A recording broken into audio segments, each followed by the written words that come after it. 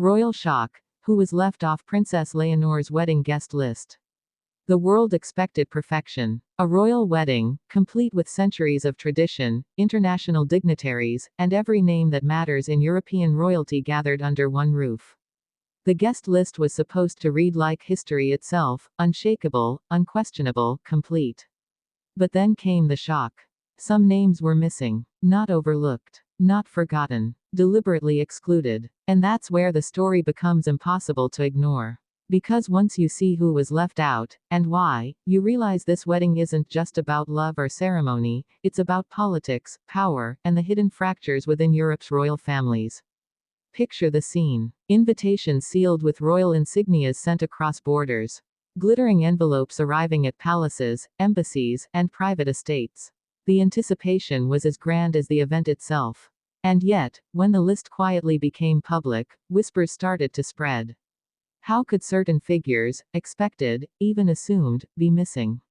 The first omission struck hardest within Spain itself. A family member, once close to Leonor, left off entirely. Was it a sign of personal tension? A quiet punishment? Or perhaps a deliberate attempt to draw a line between the monarchy's future and its complicated past? The Spanish press erupted, speculating whether old wounds had resurfaced at the very moment unity was most needed.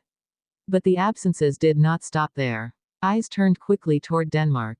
With Leonor's deep connection to Prince Christian, expectations were high that the Danish royal family would be at the very center of the event. Yet whispers suggested that not every Danish figure was welcomed. Subtle decisions, quiet exclusions, enough to raise eyebrows across Europe. What message was being sent? And then the true international shockwave. Certain royals from the United Kingdom, once tightly bound by protocol and shared history, were nowhere to be found. Was this a reflection of strained ties between Spain and Britain? Or was it something far more personal, an intentional reminder of past tensions, unresolved grievances, and the delicate balance between crowns? Each missing name created a new question. Each empty seat became a symbol. Was Leonor asserting her independence, making it clear this wedding would not be dictated by tradition alone? Or was the palace itself orchestrating a controlled list, ensuring that only those aligned with the monarchy's future vision would be present? Behind closed doors, the truth was even more complex. Guest lists are not simply about who attends a party. They are coded messages, quiet signals, reflections of loyalties and alliances.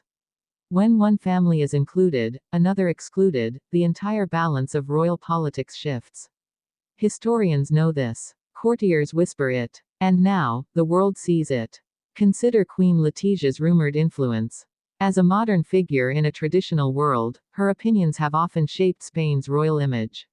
Was she behind some of the omissions, ensuring that figures who once clashed with her vision were quietly left out? Or was King Felipe, ever mindful of unity, the one making these difficult calls? And what of Leonor herself?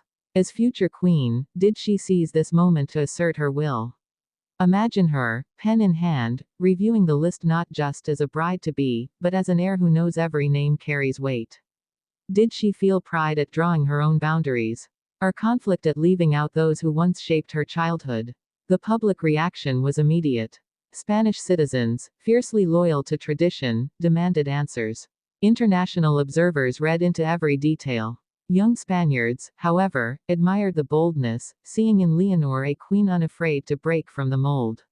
Older generations worried aloud, could this be the first sign of a monarchy more divided than united? But the most haunting question remains, what conversations are happening inside the palace walls? What phone calls were made after the exclusions were revealed? Who demanded explanations? Who remained silent? Who now feels betrayed? As the wedding day approaches, the mystery deepens. Each missing name is a story untold. Each absence, a shadow over the celebration. And yet, perhaps this was Leonor's intention all along. To show that her reign will not be bound by expectation, but defined by choice. Still, the risk is undeniable. Exclusion breeds resentment. Resentment, in royal circles, can echo for generations. Will the excluded forgive? Will the wounds heal? Or has Leonor set in motion rivalries that will haunt her reign? And so, the guest list, something meant to symbolize joy, becomes instead a mirror reflecting the monarchy's deepest challenges. Love and duty. Unity and division. Tradition and change. What the world will remember may not be the dress, the ceremony, or even the vows. It may be the silences.